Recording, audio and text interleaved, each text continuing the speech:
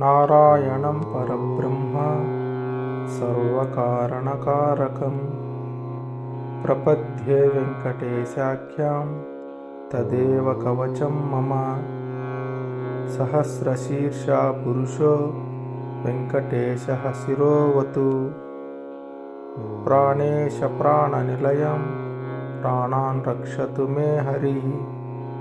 आकाशरात् सुतानाथ आत्मानं मे सदावतु।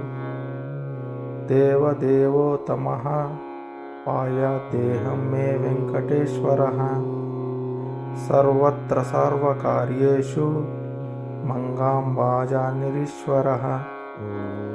पालयेन्नामकं कर्मसाफल्यं न प्रयच्छतु। य एतत् वज्रकवचम् अभेद्यं वेङ्कटेश्वरः।